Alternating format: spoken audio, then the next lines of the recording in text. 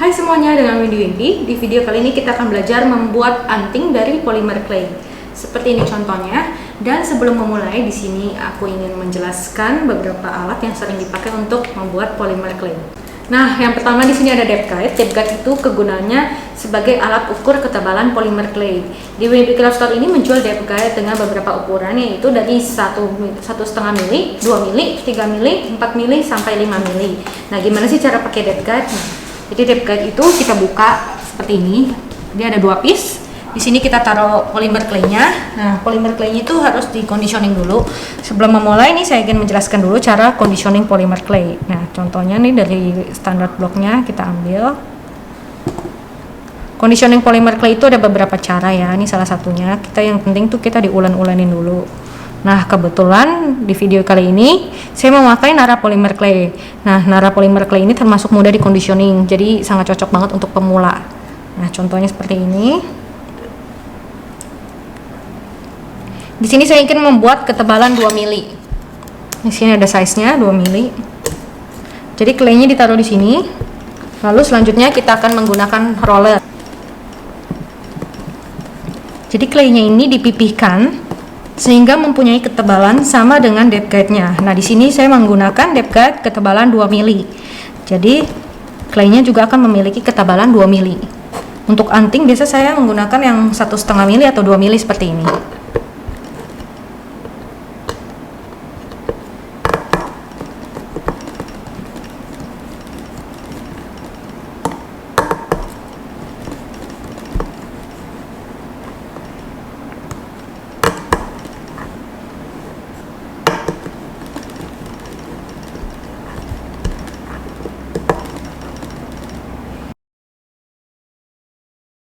Di sini saya menggunakan keramik ataupun bisa juga menggunakan clay mat. Nah, sebelum pembuatan perhatikan supaya alat-alat kalian itu semuanya dan permukaannya sudah dirapikan dan dibersihkan, bisa menggunakan tisu basah. Nah, kalau claynya terlanjur kotor, misalnya seperti ini ada debu-debunya, untuk clay yang putih kalian bisa bersihkan dengan alkohol swab, diusap-usap saja ataupun juga dengan cotton bud yang sudah direndam alkohol. Nah, kalau misalnya mau membuat clay anting dengan permukaan yang halus, ini kan masih ada geradakan-geradakan nih. Kalian juga bisa di blend gitu dengan alkohol dengan cotton bud ataupun dengan tisu basah. Seperti ini dibersihkan dulu supaya debunya hilang. Oke, selanjutnya di sini adalah alat-alat yang sering dibeli oleh crafter karena alat ini lengkap dan bisa dipakai untuk jangka panjang.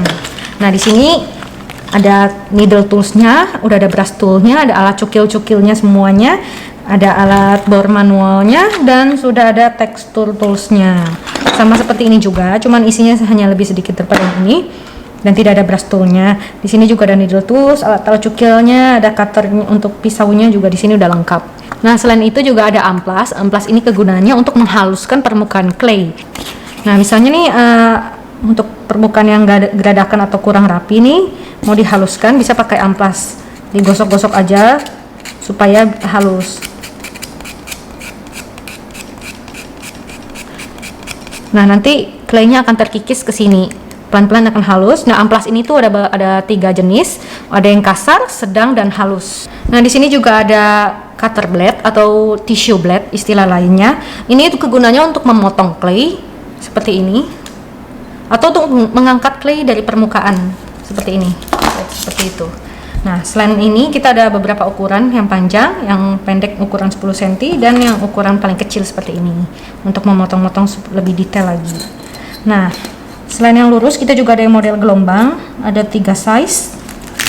Jadi sekali cut sudah ada motif-motifnya seperti ini. Sekali cut sudah ada motif-motifnya. Dan juga untuk ini ada beberapa jenis cutter, kalian bisa pilih sesuai dengan cocoknya kalian, ya, dengan kebutuhan kalian yang mana. Terus di sini juga ada pressing tools, ada beberapa size, yang besar, kecil, sama yang bentuknya kotak. Karena kegunaannya untuk apa sih? Untuk memipihkan clay. Misalnya kalian sudah membentuk bola, mau dipipihin, tinggal di press aja. Di sini udah ada lingkaran-lingkarannya, jadi kalian bisa menyesuaikan ukuran dan size-nya supaya bisa presisi. Misalnya seperti ini. Selalu bentuk clay dengan bentuk bola dulu supaya permukaannya halus, lalu kalian bisa gunakan pressing tool seperti ini.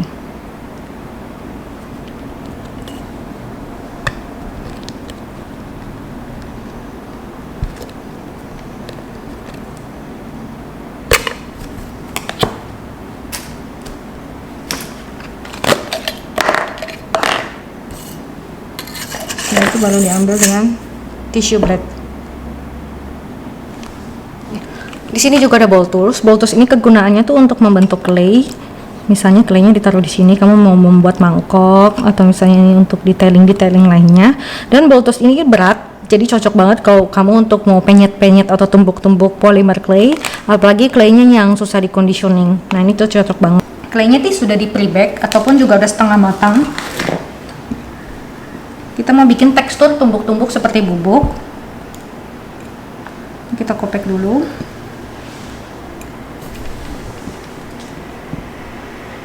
Lalu gunakan ball tools ini untuk dipencet-pencet sampai dia bisa jadi bubuk ataupun kasar.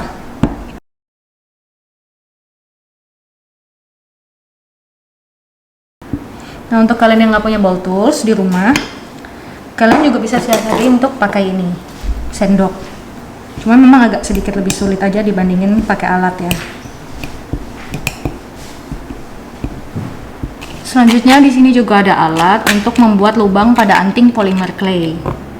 Nah, di sini ada beberapa size. Jadi kalian pilih aja size mana yang cocok untuk ring O kalian atau jam ring. Ini langsung bisa dilubangi saja seperti ini. Jika tidak ada alat ini, kalian bisa menggunakan tusuk gigi. Cuma memang hasilnya tidak serapi seperti kita menggunakan alat. Nah, alat ini digunakan sebelum kalian baking, karena setelah baking clay kalian akan keras, jadi tidak bisa lagi dipencet-pencet seperti ini. Nah, kalau sudah di baking dan kalian kelupaan membuat lubang, kalian bisa menggunakan electric drill seperti ini. Nanti ini akan otomatis membuat lubang di situ. Selanjutnya adalah cookie atau clay cutter. Ini adalah tools cetakan dari Wimpy. Kalian bisa menggunakannya untuk membuat anting-anting. Cara pemakaiannya sangat mudah, cukup ditempelkan seperti ini, lalu diangkat. Nah, di Wimpy sudah menyediakan berbagai shape, kalian bisa pilih aja mana yang cocok. Dan selain ini ada beberapa trik supaya cookie cutternya tidak menempel dengan clay. Contohnya bisa dilapisi dengan plastik wrap dulu, baru ditempelkan cookie cutternya, ataupun juga kalian pakai alas yang sangat licin seperti keramik, jadi claynya lebih menempel ke permukaan dibandingkan ke cuttersnya. Nah, atau misalnya kalian tidak punya keramik, kalian ataupun di cookie cutternya ditaburkan dengan corn scratch, baru dipress supaya claynya tidak menempel dengan cetakan ini.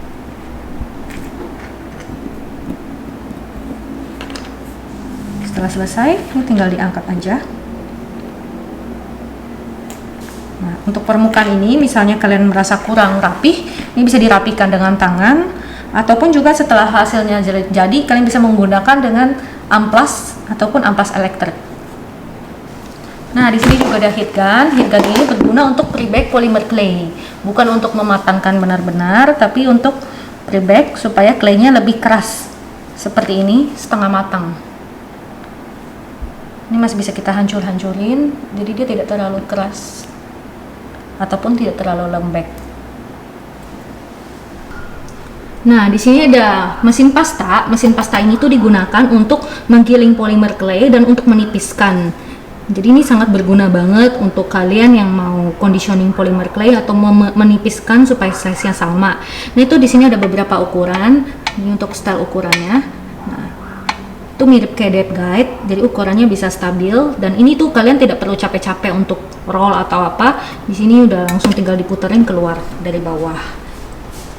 Selanjutnya tools yang suka dipakai ini adalah yang terutama karena polymer clay ini basicnya adalah oven bake clay, jadi harus menggunakan oven.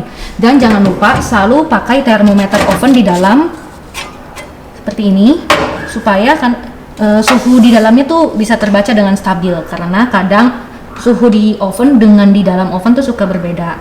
Nah, dan pastikan ini supaya temperaturnya seimbang, waktunya biasanya minimal 30 menit.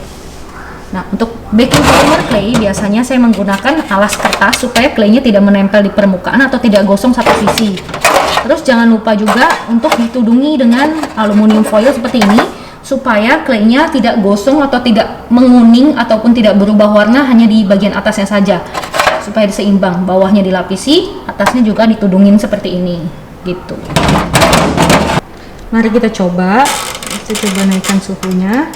Nah, hal yang perlu diperhatikan juga saat baking polymer clay.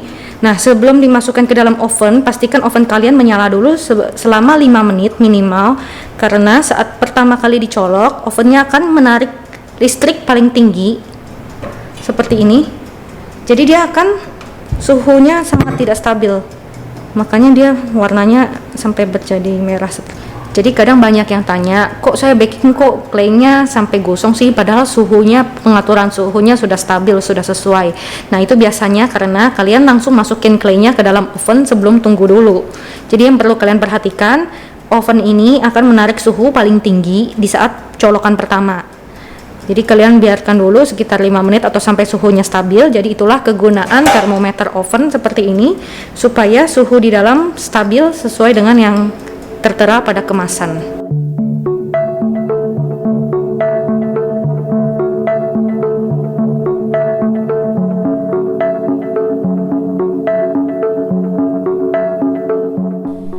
Hai semua, untuk step pertama, conditioning semua warna clay dan roll sampai rata.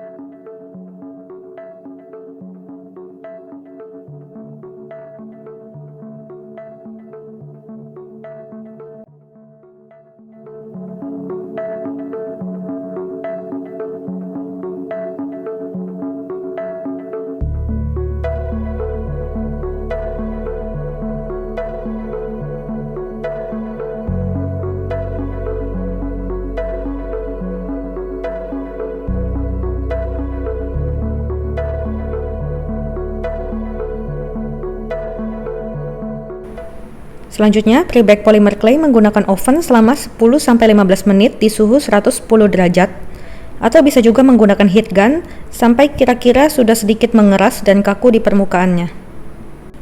Sobek-sobek clay yang sudah setengah kering menggunakan tangan, dan susun clay warna tersebut pada clay putih yang sudah diratakan menggunakan depth guide.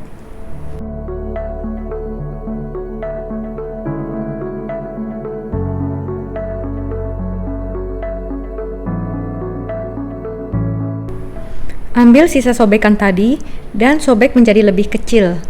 Selanjutnya tumbuk menggunakan ball tools atau tekan menggunakan sendok seperti di awal video.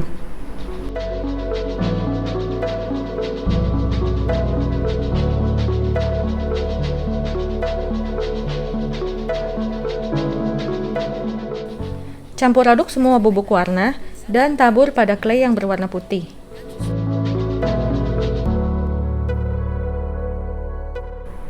Selanjutnya, gunakan roller untuk meratakan.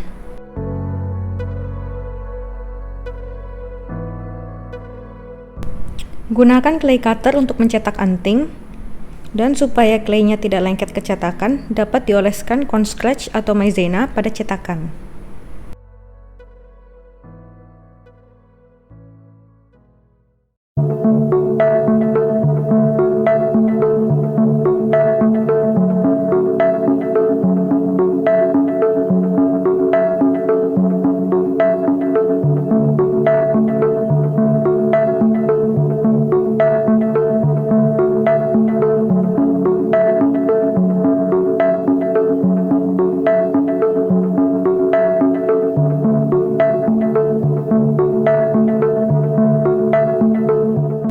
Angkat sisa potongan clay, dan karena di sini kita membuat terrazzo yang terlihat natural, jadi claynya boleh dipegang dan dirapihkan dengan tangan. Bila ingin membuat clay efek gemstone yang mulus, sebisa mungkin tidak tersentuh dengan tangan supaya tidak membekas sidik jari.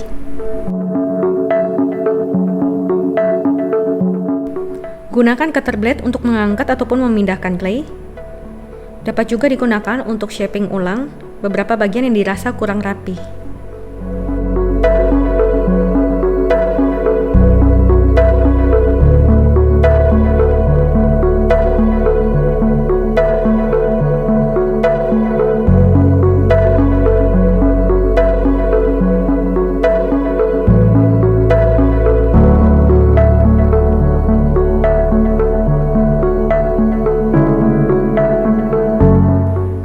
Untuk membuat lubang, pastikan lubang tidak terlalu dekat tepi, karena bila terlalu dekat dengan tepi akan rentan patah, dan jangan terlalu jauh dari tepi karena akan sulit terjangkau oleh ring O saat akan disambung.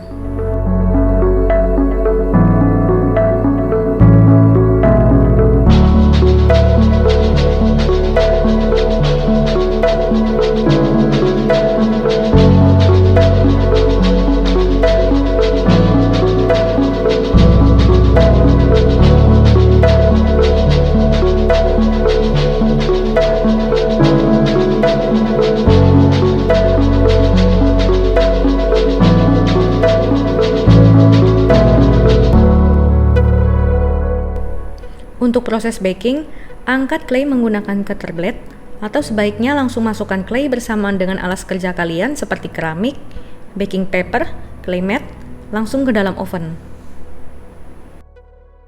Karena di sini kita menggunakan Nara Polymer Clay, pastikan suhunya sesuai, yaitu di 110 sampai di 130 derajat Celcius maksimal dan dipanggang selama 30 menit. Setelah baking, tunggu claynya dingin dan mulai proses merangkai aksesoris. Cara menyambung aksesorisnya, gunakan tang untuk membuka ring O dan kaitkan ring O dengan ring lainnya. Dapat juga langsung masukkan ke dalam clay dan disatukan.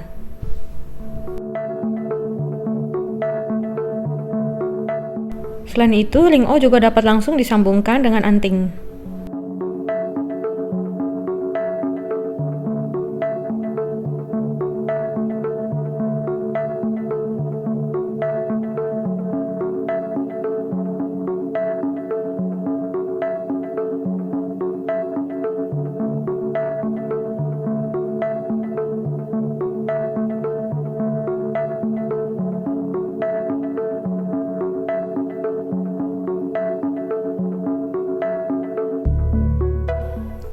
Untuk menempelkan anting tusuk dapat ditempelkan setelah proses baking menggunakan jewelry glue atau sebelum proses baking menggunakan liquid polymer clay.